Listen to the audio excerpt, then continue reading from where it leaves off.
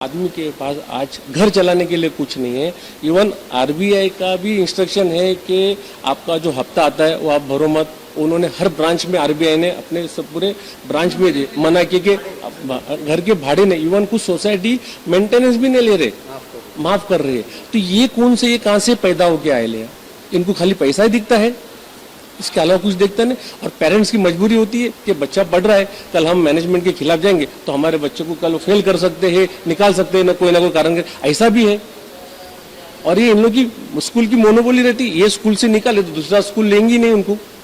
तो ये पेरेंट्स ऐसे टाइम पे मेरे को तो लगता है जैसा कि मतलब आदमी मजबूर हो जाए सुसाइड कर ले हुए बच्चों लोग के साथ, फैमिली के साथ। आरबीके स्कूल को अगर अपनी कोई सफाई देनी है, आरबीके स्कूल अगर कुछ कहना चाहता है इस बारे में, तो सिटी हेडलाइंस न्यूज़ का नंबर फ्लैश हो रहा है, आप उस पर बात कीजिए, हम आपकी बात को जरूर रखेंगे।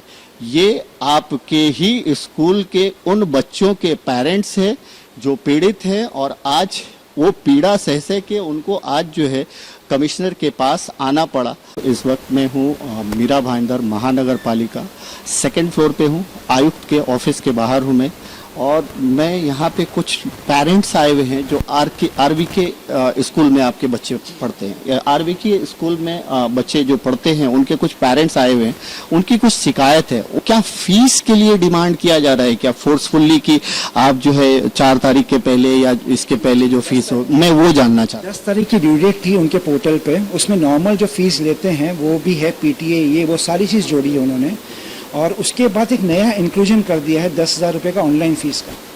उन सारे फीस के अपार्ट फ्रॉम दैट फीस जो पहले से चलता ही आ रहा था, उसमें अब ये एक एडिशनल आ गया है 10,000 रुपये ऑनलाइन फीस। और उसके लिए भी आप लोगों को एक पर्टिकुलर डेट दिया गया है कि उस डेट में आपको भरना है जी। फिर उसके बाद आपके बच्चों को 4 जून से उनका प्लान है शुरू करना ऑनलाइन क्लास। अगर हमने फीस नहीं भरी तो हमारे बच्चों को ऑनलाइन क्लास नहीं होगी। ये सबसे बड़ा सवाल है कि यहाँ पे जो बोल रहे हैं वो ये कि 4 तारीख को उनको 4 जून से उनका स्कूल ओपन करने का प्लान है, और अगर फीस नहीं भरें तो कहीं ना कहीं वो जो है उनके बच्चों को आगे नहीं पढ़ाएंगे। बस हमारा यही सवाल है कि भाई थोड़ा आप रियायत कीजिए, क्योंकि हम भी पेरेंट्स हैं। लॉकडाउन में 2 महीने से हमारे पास कोई साधन नहीं है, इनकम का कोई जरिया नहीं है। आगे भी हमें पता नहीं है कि आगे हमारा बिजनेस चलेगा कि नहीं चलेगा। गवर्नमेंट खुद इतने सारे रिफॉर्म्स लेके आ रही है कि हमारे इकोनॉमिक में थोड़ी सी मतलब जो गिरावट है वो ना आए। तो हम पेरेंट्स कहाँ तक कोप करेंगे इतनी बड़ी रकम को देने के लिए? जिन लोगों ने फीस पे नहीं की है उनको ऐसा कोई भी लिंक नहीं मिला है, ऐसे कोई भी उनको ऑनलाइन मैसेजेस नहीं आए हैं कि आपको बच्चा पढ़ने के लिए लाइबिलिटी है। तो इसका मतलब है कि वो इनडायरेक्टली प्रेशर बनाना चाहते हैं, इनडायरेक्टली फोर्स कर रहे हैं कि हमें पैसा भरोगे तो ही आपको ऑनलाइन लिंक मिलेगा पढ़ाई करने के लिए। देखिए, पढ़ाई तो बच्चों की बहुत ज़रूरी है, और ऐसे में जो है ऐसी भी व्यवस्था हो रही है कि ऑनलाइन स्टडी की व्यवस्था हो रही है। और लेकिन एक चीज़ मैं आपको बता दूं कि जहाँ तक मुझे महाराष्ट्र सरकार की बात याद है और उनके जो कुछ सर्कुलर्स वगैरह आए थे, तो उसमें ये याद है कि स्कूल वाले पेरेंट्स को जो है प्रेशर ना करे फीस के लिए और उनको सहूलियत दें। अब यहाँ पे ऐसा इन्होंने बताया, इनसे बात हुई तो उन्होंने बताया कि जो फीस तो वो ले रहे हैं तो वो ले ही रहे, उसके साथ साथ उन्होंने ऑनलाइन के लिए 10,000 रुपये और जो है एडिशनल फीस कर दिया है, यानी जो भारी पड़ेगा इनके लिए कहीं ना कहीं। दूसरी बात, एक इनडायरेक्टली इन्होंने ये भी बात कही कि जो पेरेंट्स फीस भर दे रहे हैं, यानी जिनका फीस भर, उनको तो ऑनलाइन का लिंक भेजा जा रहा है, लेकिन जो पेरेंट्स किसी वजह से फीस नहीं भर पा रहे हैं उनको ऑनलाइन का लिंक नहीं भेजा रहा। तो ऐसे डिजास्टर के टाइम पे सरकार की तरफ से भी ऐसी गाइडलाइन है कि ऐसे पेरेंट्स को थोड़ी छूट दी जाए, सुविधा दी जाए, और जो होना भी चाहिए, लेकिन ऐसा नहीं हो रहा है। इन सब के साथ आए हुए हैं इजाज़ खतीब जी, मैं इनसे जानना चाहूँगा क्या कहेंगे आप इन सारे मुद्दों पे? ऐसे डिजास्टर के टाइम पे क्या करना चाहिए? ऐसे पेरेंट्स क्या करेंगे? क्योंकि सबका बिजनेस बंद है, सबका काम बंद है, पैसे कहाँ से लाएंगे? 2-3 महीने से बैठे हुए हैं लोग, कैसे करेंगे? ये स्कूल मैनेजमेंट को भी समझना चाहिए कि क्या चल रहा है इस दुनिया में, क्या चल रहा है, सिर्फ भारत में नहीं पूरी दुनिया में क्या चल रहा है। तो इन्होंने स्कूल मैनेजमेंट ने इनको ऐसी ब्लैकमेलिंग नहीं करना चाहिए, जैसा कि अभी पेरेंट्स लोग का बोलना है कि अच्छा इन लोगों को मेरे ख्याल से कुछ धमकी का भी कुछ फ़ोन आया, बराबर है कि आप नोटिस वगैरह नोटिस दिए डराने के लिए। ये क्या है? लीगल नोटिस दिए, ये क्या है यार? आप भी तो इंसान है ना। कल एक चीज़ आप पेरेंट्स रहते थे, आज मैनेजमेंट में और समझो आप पेरेंट्स रहते तो आप क्या करते थे। और सब देख रहे हैं कि सब लॉकडाउन है, सब लॉकडाउन है और कब तक चलेगा बोल नहीं सकते। 10 दिन 15 दिन का लॉकडाउन है तो आदमी समझ सकता है आज कितने महीने होने आए और आगे कितना चलेगा। ये चौथा लॉकडाउन मतलब आप सोच सकते हैं कि चौथा लॉकडाउन मतलब मेरे ख्याल से 2 महीने के आसपास पूरे हो गए। तो यार आदमी के पास आज घर चलाने के लिए कुछ नहीं है। इवन आरबीआई का भी इंस्ट्रक्शन है कि आपका जो हफ्ता आता है वो आप भरो मत। उन्होंने हर ब्रांच में आरबीआई ने अपने सब पूरे ब्रांच में मना किया कि घर के भाड़े ने इवन कुछ सोसाइटी मेंटेनेंस भी नहीं ले रहे, माफ कर रही है। तो ये कौन से ये कहाँ से पैदा होके आए ले? इनको खाली पैसा ही दिखता है, इसके अलावा कुछ देखता नहीं। और पेरेंट्स की मजबूरी होती है कि बच्चा पढ़ रहा है, कल हम मैनेजमेंट के खिलाफ जाएंगे तो हमारे बच्चे को कल फेल कर सकते हैं, निकाल सकते हैं ना कोई कारण ऐसा भी है। और ये इन लोग की स्कूल की मोनोपोली रहती है, ये स्कूल से निकाले तो दूसरा स्कूल लेंगे नहीं उनको। तो ये पेरेंट्स ऐसे टाइम पे मेरे को तो लगता है जैसा कि मतलब आदमी मजबूर हो जाए सुसाइड कर ले हुए बच्चों लोग के साथ, फैमिली के साथ। इन्होंने बड़ा सवाल बड़ा खड़ा किया है, एक सवाल बहुत बड़ा किया है कि कुछ पेरेंट्स इस डर से नहीं आते हैं सामने कि मैं अगर आऊंगा तो हमारे बच्चों को किसी न किसी बहाने से फ्यूचर में उसको उस पे इल्जाम लगा के या कुछ भी करके उसको स्कूल से निकाल दिया जाएगा, और अगर उसको स्कूल से निकाल दिया जाएगा तो दूसरे स्कूल में एडमिशन भी नहीं होगा। ऐसा अमूमन देखा गया है, ऐसा अमूमन होता है कि कुछ पेरेंट्स जो है इस वजह से भी जो है वो इतनी सारी मुसीबत झेल करके भी इधर उधर से पैसे जमा करके करते हैं। लेकिन कुछ पेरेंट्स इसके जो इन सब चीज़ों से कंप्रोमाइज नहीं करते। और इन्होंने ये कहा कि क्या करे पेरेंट्स, सुसाइड करे क्या, ये सवाल है। और सरकार ने भी इस चीज के लिए फैसिलिटी दी है। मेरे साथ एक और पर्सन दिख रहे हैं कि ये आरबी के स्कूल एग्जैक्ट कहाँ पर है मीरा भाईंदर में? ये कनकिया रोड पर है। कनकिया रोड पे कितने स्टूडेंट ऑल अराउंड पढ़ते होंगे उस स्कूल? 5000 के आसपास स्टूडेंट्स पढ़ते हैं। हाँ। जैसे 500 बच्चों का तो हमारा एक ग्रुप है। ओके। इसके अलावा अदर थोड़े बहुत और ग्रुप हैं। हाँ, तो ये आरवी के जो स्कूल है ये कनकिया रोड पे पड़ता है, कनकिया के आसपास पड़ता है और इसमें करीबन 5000 बच्चों के पढ़ने की कैपेसिटी है। और इनसे परेशान होकर के जो पेरेंट्स जो है इकट्ठा एक मतलब ना कि जब किसी से लोग परेशान हो जाता है तो आपस में डिस्कस करता है, तो इस तरह से डिस्कस करते करते ये लोग 400 से 500 पेरेंट्स एक साथ जो है आए हैं। आज भी यहाँ पे नहीं आते थे, कल रात को जो हमको अरेस्टमेंट किया गया उसकी वजह से आज हमको यहाँ आना पड़ा है, वरना हमारा काम था कि हम स्कूल मैनेजमेंट से बात करें। हम हमारे बच्चे जहाँ पढ़ते हैं उस स्कूल से थोड़ी हम ये झगड़ा मोल लें या कुछ भी तकलीफ आराम करें। हम नहीं चाहते कि हमारी स्कूल का नाम खराब हो, लेकिन जब स्कूल वाले हमारे को रात को अरेस्टमेंट करेंगे तो कल हमारे बच्चों को पढ़ाते वक्त भी वो अरेस्टमेंट ही करने वाले हैं। कहीं ना कहीं लोग डर की वजह से भी आए हैं कि कल रात में इन्होंने अभी कहा साफ साफ कि हमें यहाँ आने की जरूरत नहीं थी, हम लोग आपस में स्कूल मैनेजमेंट से ही बात कर रहे थे। लेकिन इस स्कूल मैनेजमेंट जो है एक कदम आगे उठ करके जो है धमकी वगैरह बातों को लिखता है और हैरेस करता है। तो हैरेस करने की वजह से ही हम लोग सब इकट्ठा हुए और आज जो है इनको मजबूरन जो है मीरा भाईंदर महानगर पालिका के कमिश्नर चंद्रकांत डांगे जी के पास आना पड़ा और उनसे वो जो है अपनी ये सारी लिखित शिकायत करेंगे। ये ऐसे जो स्कूल्स वगैरह होते हैं या कॉलेज वगैरह होते हैं, ये लोग अक्सर ये इल्ज़ाम लगाते हैं कि हमारे स्कूल का नाम खराब कर रहे हैं। ये पेरेंट्स है, इनके बच्चे पढ़ रहे हैं उस स्कूल में, और कोई भी पेरेंट्स, दुनिया का कोई भी पेरेंट्स नहीं चाहेगा कि जिस स्कूल में उनके बच्चे पढ़ते हों उस स्कूल का नाम वो बाहर लेके जाएं, क्योंकि पेरेंट्स को ये डर कहीं ना कहीं रहता है कि अगर आज मैं इस स्कूल के बारे में कहीं पे कुछ स्टेटमेंट दे रहा हूँ तो ये स्कूल इसका बदला हमारे बच्चों के साथ लेगा। ऐसा होता भी है।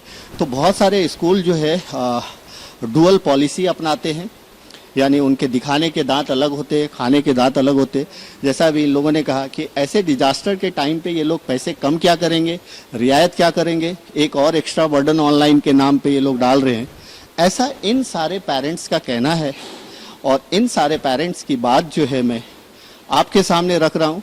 आरवी के स्कूल को अगर अपनी कोई सफाई देनी है, आरवी के स्कूल अगर कुछ कहना चाहता है इस बारे में, तो सिटी हेडलाइंस न्यूज़ का नंबर फ्लैश हो रहा है, आप उस पर बात कीजिए, हम आपकी बात को जरूर रखेंगे।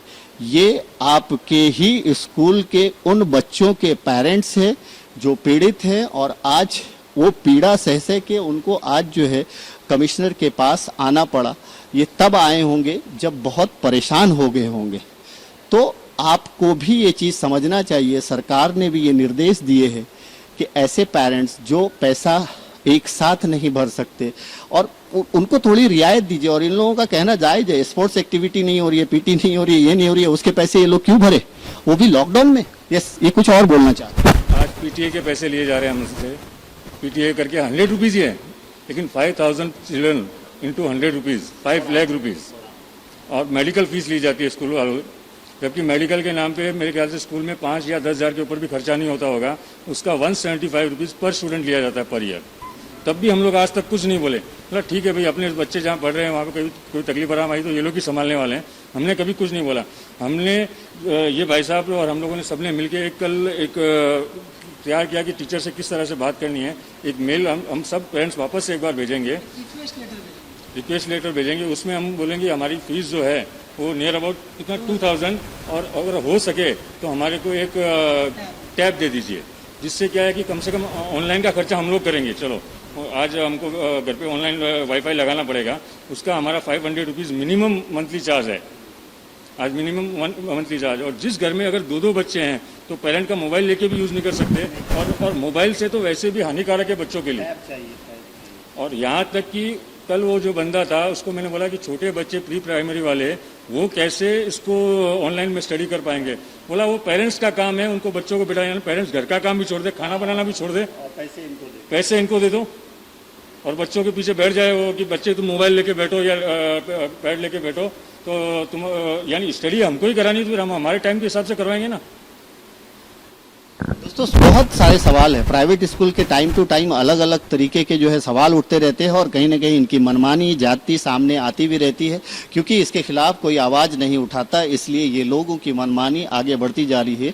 लेकिन अगर इस तरह से पेरेंट्स अगर इन स्कूल के खिलाफ, इनकी जातियों के खिलाफ अगर आवाज उठाना शुरू कर देंगे और एकजुट होना शुरू कर देंगे तो इन्हें भी अपने आप लाइन पे आना होगा और सरकार के दिशा निर्देश के हिसाब से चलना पड़ेगा। तो इस बीच हमें इन पेरेंट्स के साथ जो है एके फाउंडेशन के इजाज खतीब भी दिख रहे हैं। इजाज खतीब जी, आप किस तरह से इस मामले में आए और आप भी जो है आयुक्त के पास आए हुए हैं, तो किस तरह से आए, आखिर ये मामला आप तक कैसे पहुंचा और आप यहाँ तक कैसे पहुंचे? सलीम भाई मेरे अच्छे दोस्त है।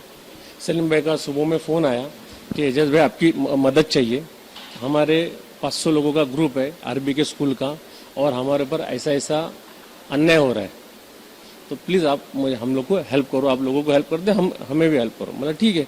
तो मैंने आयुक्त साहब को मैंने ये बात बोला कि एक 4 लोगों का डेलीगेशन, ज़्यादा लोग नहीं है, 4 लोगों का डेलीगेशन मैं लेके आ रहा हूँ आरबी के स्कूल के बारे में, उनका फ़ी का कुछ प्रॉब्लम है, आके हम डिटेल में आपसे बताते।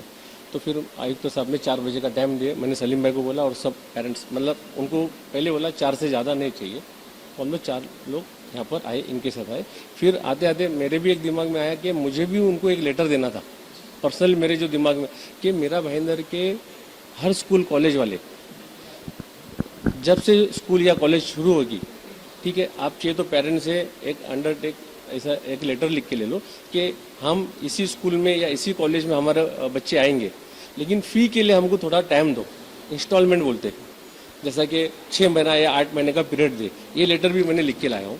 ये मेरे तरफ से है कि मैं पूरे मेरा भाईंदर के स्कूल और कॉलेज के लिए आयुक्त सबको मैं लेटर दे रहा हूँ, रिक्वेस्ट लेटर, कि आप यहाँ के मेरा भाईंदर के स्कूल और कॉलेज को बोलो कि आप उन पे एक साथ पैसा लेके दबाव मत डालो, उनकी भी समस्या को, उनके भी प्रॉब्लम को समझो और इंस्टॉलमेंट पे पैसा ले लो। आपको डर है कि बच्चा हमारे यहाँ नहीं पढ़ेगा तो आप उससे एक लेटर लिख के ले लो, नहीं हम एडमिशन यहाँ ही है और रेगुलर हम यहाँ ही पढ़ेंगे, एक लेटर लिख के ले लो और एक इंस्टॉलमेंट पे उनको फी का एक पर्याय दे दो। तो दोस्तों ये इजाज खतीब जी हैं। एक्चुअल में ये मामला ऐसा है कि आरबी के स्कूल में जिनके बच्चे पढ़ते थे उनके पेरेंट्स थोड़ा परेशान थे और परेशान होने के बाद जो है उनको कहीं ना कहीं ऐसे समाज सेवक को लोग ढूंढते हैं जिनके जरिए जो है उनको कुछ मदद मिल पाए।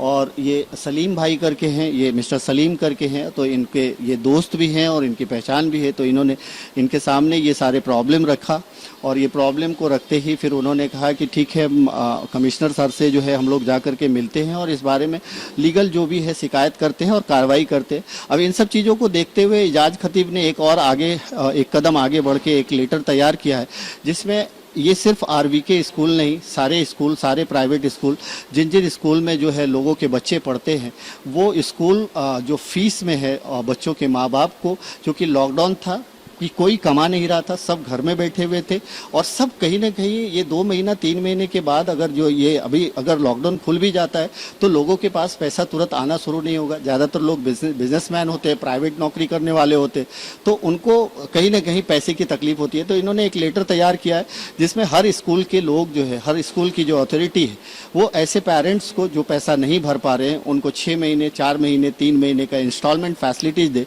ताकि वो अपने बच्चों का जो है इंस्टॉलमेंट के हिसाब से पैसे भर सके और जो पैसे रियायत दे सकते हैं इस लॉकडाउन के दौरान उन्हें वो रियायत भी देना चाहिए। तो एजाज खतीब ने इस चीज़ को अपनी जिम्मेदारी समझते हुए एक और लेटर अटैच किया है। Thank you so much.